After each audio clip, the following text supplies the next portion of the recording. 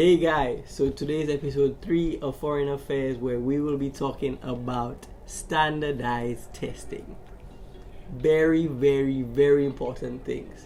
Very important. So in today's episode, we're going to make it very conversational and very engaging because we want to be able to get through all this content, and it's super important that you guys understand and get this information. Yeah, so we know we're going to be going through a lot of content, so if you guys have any questions, you could send us a DM or that's an email if that's what you prefer. Right here. Great. So in order to get into the schools in the US, you will be required to take either the SAT or the ACT. The standardized testing is a form of testing that the universities use to compare students as well as test your academic abilities. In today's video, we will be talking about the SAT because it is the test that we took, as well as it's the most common exam in the Caribbean and is widely accepted. Yeah, so the general SATs is the first type of SAT, and it is a 3-hour long exam, not like completely 3 hours, but breaks. Yeah, and is graded on out of 1,600, right? The general SATs have two main sections, the math section and the reading and writing sections. They are both worth 800. The reading section is 65 minutes and the writing and language section is 45 minutes. Those two together are the reading and writing sections. The math no calculator section is 25 minutes and the math calculator section is 55 minutes. So you have two breaks in between the 3 hours, and they are like 5 minutes long. So yeah, keep this in mind, when you're doing the test. So don't worry about that. Yeah. If you decide to take the essay, which is optional, your test time will be extended by 50 minutes. But it is recommended for an international student that you do take the essay because it's your opportunity to stand out when applying for the schools, because you need to. You definitely want to shine and try to set yourself apart. Yeah. So the second type of SAT is the subject SAT. Right. There are 21 subject SAT exams, and they are offered in 5 different areas, like math, languages, science, English, and history. Yeah. Some schools require you to take at least 1 or 2 of the subject SATs, but not all schools require you to take the subject SATs. So check on your school's website or check the requirements to make sure that you're doing what's necessary. Right. All SAT subject tests are 1 hour long, but depending on what exam you do, the number of questions on the exam might vary. Right. So for example, if you're doing the math exam, you might have 50 questions to answer, but if you're doing the history subject exam, you might have 95 questions to answer. Doesn't mean one is harder than the other or one is easier.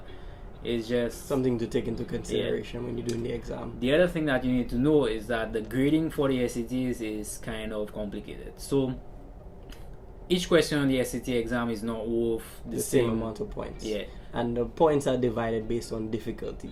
So more difficult questions will be allotted more points, and less difficult questions will be allotted less points. Yeah, so the more difficult questions you will find probably at the end of your exam. The easier questions will be at the beginning.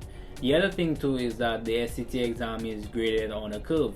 This means that if, for example, you want a perfect score, you don't have to get all questions correct. You could get some wrong, and it depends on how everybody else does on that day. So depending on how everybody else does that day determines what a perfect score is. Right. Okay? Exactly. So just keep all these things. Yep.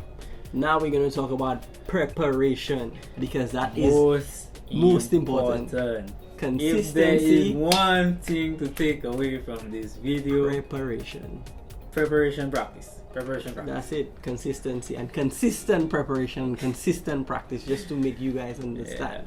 So in order to adequately prepare for the SAT, we recommend doing this over a period of about 3 months, right? In the first 2 months, you should spend your time trying to learn, understand, and practice various concepts and topics, as well as try to memorize vocabulary and things that are necessary for each section of the exam. In the last month, right before you decide to take the exam, you should spend your time doing timed practice tests. Notice I stress on timed, because you want to be able to ensure that you are used to or being able to practice taking the test during the allotted time that you have. If you are not able to do this on the test day, this will be the thing that breaks or makes any student. Time is so critical for this exam, so be able to practice and take this exam in the allotted time. I heard us saying the SAT doesn't test your mastery of the content on the SAT, it tests your mastery of the SAT. Right. So timing is everything, and practice is everything. The other thing too is that international students have less test days than domestic students. So if you go online, for example, and you search SAT schedule, you might see a schedule, but make sure that it applies to you as an international student, right? International students have different test days than domestic students. The other thing to note is that subject SATs are not offered on all the days that general SATs are offered on.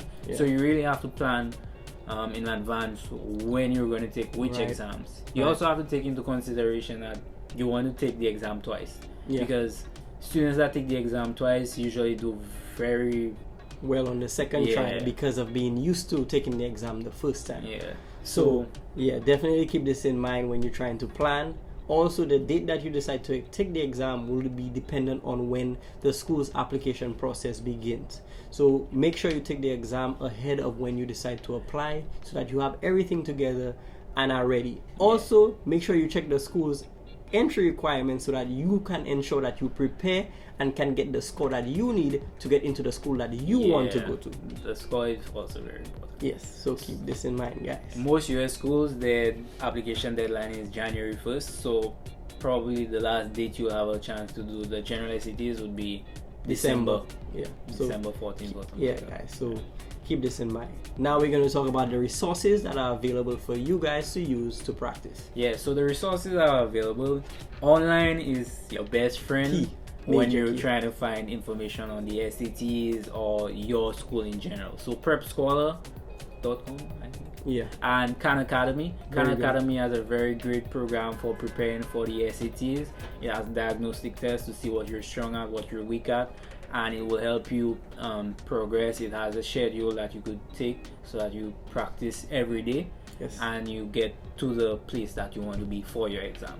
They also have like a great library of practice tests, so you could practice actually taking the exam. Exactly. The other option that you have is, if you need extra help, you could consider taking lessons and going to classes that can help you on the concepts that you do not know.